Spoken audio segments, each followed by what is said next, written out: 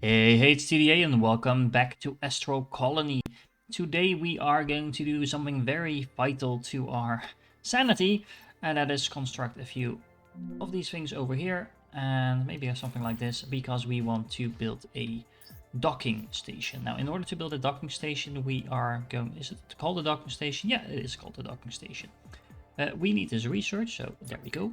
And then we are going to place down a docking station. Where is it? Over here. Navigation and communication. And there we go. You need to put it on the outside of your platform, obviously, because it's supposed to dock. And then you also need one of those on the other side, because it needs something to dock to. Now, we are going to simply place one of these on this side, and we can actually place it over here, apparently. So we don't need to build any foundations or whatsoever. And then we can just say dock. How awesome is this? Our platform just flew automatically to us, and now we have docked. Now, what is even more awesome is that we can actually have belts. So, for example, we can have an incoming belt over here, like that. It's line 3. And if you select that, we have now an incoming belt to our platform. And of course, if we are very awesome, and we are obviously awesome, then what we can actually do is, say, for example, on the line 4, we can have an incoming belt like this. And then we can simply say, okay, well, let's build some more of these belts. There we go. And then we go something like this. Let's go on the outside like that. And then like this. I need some more of those. We probably have a lot of those in here. Yep. Because this actually needs carbon to produce these rods, and we are producing a lot more of those plates than we are producing carbon. So that's just knowing how your facility works. There we go. Why is this now yellow? Not sure. Don't think it actually does any. There we go. We are actually going to have to turn that, and then we can have that go in here. So now we have a belt, and of course we do need to twist this around, otherwise that won't work. You can destruct these belts whenever you want. That just means that there's no more belt. And then what we can do is we can simply have an outgoing belt somewhere, for example, over here. And yeah, let's have that go something like that. And then have another belt go out like this.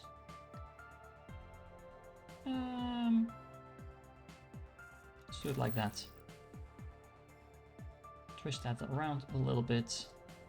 We need to go to this part of the... I'm not sure what I'm turning now, but it was not the thing I wanted to turn. Oh, we actually went too far. You went too far. Anyway, yeah, so let's move that. Can I click that, please? There we go. And then we are going to put in the belt like that. Now we have a very nice connection. We just need to make sure we flip that one around. And now we are exporting the tons and tons of gold, and assuming, of course, that we put our belts correctly. And now they should go over our little docking station, right into our facility over there. And this is just a storage area, so we have plenty of room in here to do whatever we want to do. And yeah, this is an easy way to kind of restock. Now, honestly, and I can almost hear you think that, you could also just pick it up from the inventory, fly back to your space station, and yeah, put it back in.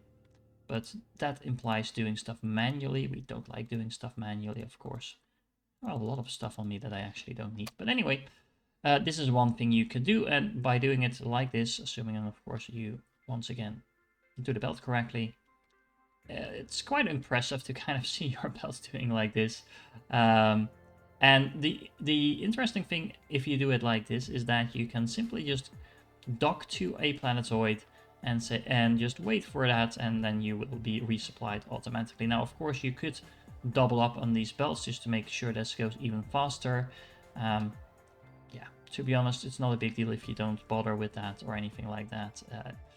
What it does mean is that it might make more sense to actually have the storage facility on the outside next to the docking facility. Not sure, but we'll leave it for now.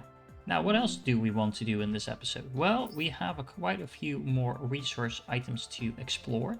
So last time we got the advanced smelters, and we also had the steel unlocked. We also can now call in, where is it? Here. We can call in astronauts, but astronauts do need to actually eat and sleep. Sleeping is not really a problem. You just build a hibernation chamber and I think you're good to go. But you also need food, and for now the only source of food that we have is the hydrotonic, and we can research that. The problem with that is that it is actually an item that requires quartz to make, and we don't really have a reliable source of quartz, so we don't have a reliable source to keep our astronauts alive. So I'm not really keen on calling in astronauts if they're just going to die. So for now, we are probably going to focus on something different. And something different, for example, could be the solar energy, because that is really exciting. You have to make some golden wires, but that's not going to be a problem. And then with the golden wires, you can make solar panels. Now, one problem, we are going to need a lot of research, specifically basic science. And once again, basic science is made from, well, as it says in the tooltip, made from asteroids and just hacking away at them. You do actually also get some research from other things, like I've said before, I think. But yeah, like you can see, I'm getting nowhere near enough of that to actually work. So what I'm probably going to do is I'm actually going to pimp my base a little bit and hopefully get some research doing that and kind of combine pleasure with function. Okay, so I actually tried to double up on our base a little bit here and there. So we now have 6 of these asteroid catchers over here, all putting in their resources into a single belt and basically doubling the production we have on this side. Same thing I've done over here. So I built a lot of floors, I built 3 of these catchers, I built some more belts. And what did I get for my efforts? Well, other than the fact that we boosted up our production, as you can see, there's a lot of asteroids being caught and being processed. Not that much, honestly. We didn't really get any basic research from that. I think like a handful or something along the way. So I actually resorted to just flying around, hacking at asteroids in order to get the basic science we needed for the solar panels technology. Quite honestly, that is not something I like to do at this point in the game because, well, as you can see, we have hundreds of iron, copper and gold and things like that we are automatically processing already. So I don't want to be flying around after asteroids hacking away at them. And I was just looking at the technology tree, and we are actually going to need basic science for everything along the way, and in increasing amounts. Well, depending a little bit on what we're doing, but there's still a significant amount of basic research in some of these things that we need to explore. Feels like a bit unbalanced to me at the moment that you need so many hacking away at asteroids in order to get your basic science done. Maybe I'm missing something. I'm not sure what, because so far we have been kind of building everything that we could. And we are progressing fairly straightforward through the technology tree. The second thing I'm not necessarily too fond of is the fact that we can actually call our colonists, or our astronauts I should say, to our base, but we don't really have a very efficient way to keep them alive. In order to make these hydrotonics, we would need quartz, which we do have a small amount of, but to be honest, I've actually tried this out, and the astronauts kind of need a lot of food on a regular basis. Makes sense, but we don't really have a good way to supply them with that. Again, I might be missing something, but I didn't really see a reliable source of quartz that I could use then to make these hydrotonics and then feed my colonists. Now there is of course food further down the line, but that's really far away, and until then it's basically just doing the same thing over and over that we've already been doing. So I think I will just call the series for now after we build solar panels, because as you know, if you watched my Dyson Sphere content, I love my solar panels. And yeah, we definitely need to try those out. So in order to make solar panels, we are going to need some wires. Let me see. We can make the wires over here, I believe. So we already have some plates in here. The recipe. There we go. As you can see, we can make 2 wires from 1 gold plate, so we should have 60 gold wires being made over here. And as you can see, we are also getting a little bit low on power. We are overloading our network, so it's a good thing that we are going to build ourselves some solar panels. Now, let me see. The solar panels, I believe, are under utility. Yeah, there we go. They cost 3 golden wires to make. And yeah, might as well just place them here. And that's just 2 of them. Now, the production of these solar panels is quite low. It's just 1 energy per solar panel. But remember, these are infinite. So these will always be producing power for as long as we have them up and running. That's not where I wanted to build that. Getting this to actually snap to the place that you're intending to build things can be a bit finicky. Now, where did that actually go through the floor? Okay, did not know that was possible. Interesting though, but like I said, still a little bit buggy here and there. That is where I wanted it to go, right? Yeah, it is. And once you have 1, it's typically easier to get the rest done. So let's see if we can find some more solar panels by now.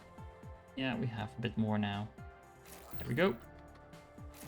And now we have built 6 energy that will be producing infinitely until the end of time.